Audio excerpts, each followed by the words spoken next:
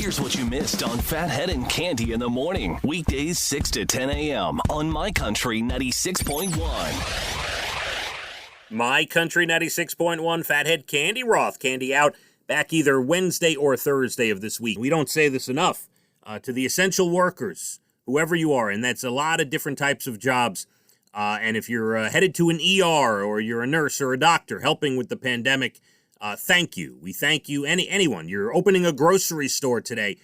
Thank you to the essential workers. We appreciate you having to get out there and do your thing. Just be careful while doing it. We're going to get to the commercials here in the halftime show in a second. I wanted to give you a couple of quick things about the Super Bowl we have not talked about yet.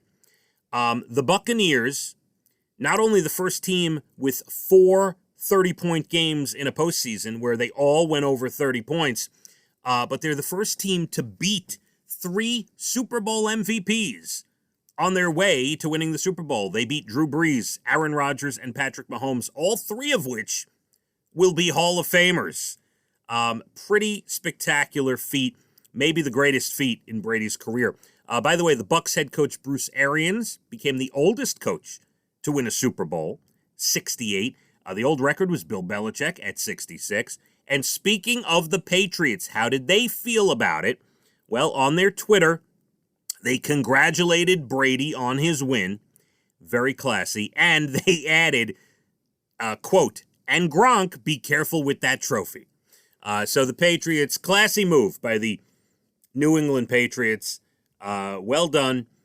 Brady became the only quarterback, by the way, to win a ring in each of 3 decades. Only 2 other quarterbacks have won in 2 decades. That's Peyton and Eli. Brady, the first to do it in 3. All right, so the commercials. Let me start by saying this.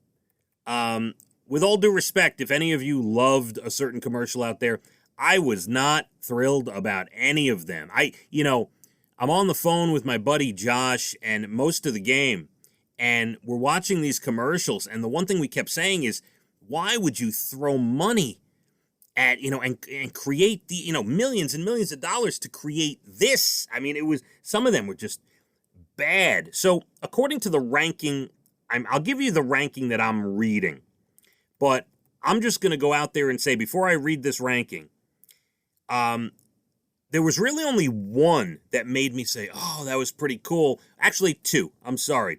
One was Michelob Ultra, the organic seltzer. That was the lookalike spot where there was only one real celebrity in it, Don Cheadle. The others were fake. Sylvester Stallone, Megan Fox, and others. They were all fake, which was funny, interesting. I thought that was kind of cool. And I liked the Cheetos one with Ashton Kutcher, Mila Kunis, and Shaggy doing a spoof of It Wasn't Me. So here's the list I'm seeing of the best commercials, but I want you to know ahead of time, I thought they were all pretty bad. Edward Scissorhands' son, Edgar Scissorhands, in an ad for Cadillac. Winona Ryder returned as her character from the movie. It was for, where you don't have to hold the steering wheel, where you could drive without the steering wheel or whatever they call that. I can't think of it right now, but so they used Edward Scissorhands' son to show that. Matthew McConaughey was in a Doritos 3D chip commercial. It was interesting. He was in a flat 2D version of himself, and he ate a Doritos 3D chip, and he became himself again, and it promoted the new Doritos 3D.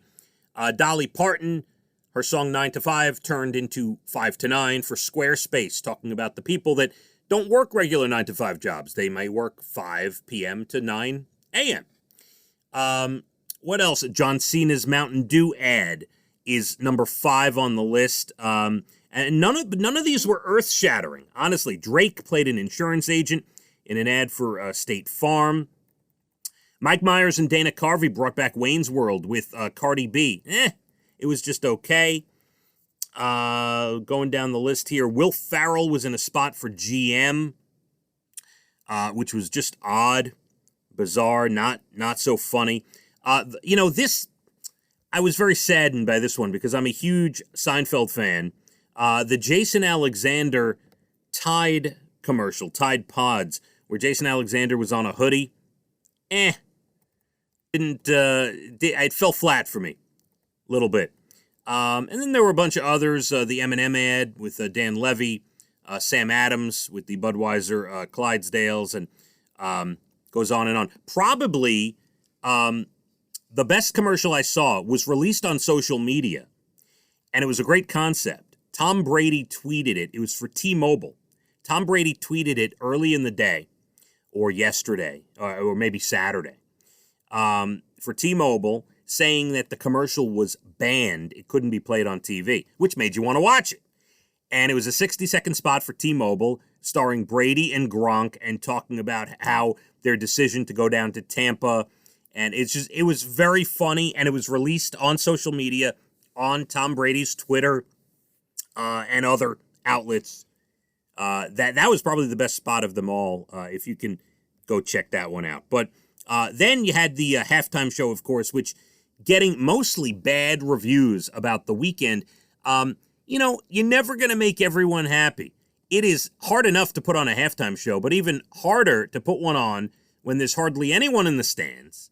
You have to socially distance. Nobody can really be near each other. I mean, it's a difficult task. I thought it was okay. I wasn't blasting it the way a lot of people are. I give the weekend credit for trying something different, and you're never going to make everybody happy. But universally getting bombarded and panned around the globe for that halftime show. Well, we're less than 20 minutes away from your bald and the beautiful entertainment, everything from Nashville to Hollywood, where we will discuss, among other things, the national anthem yesterday, which was fantastic. Eric Church and R&B star Jasmine Sullivan. I thoroughly enjoyed that. Thought it was great. And by the way, side note, Her, the musical artist Her, H-E-R, did America the Beautiful and was amazing with her guitar, like the female Prince. I mean, it just fantastic as well. My Country, 96.1. Phathead and Cande in the morning, weekdays 6 to 10 a.m. on My Country 96.1.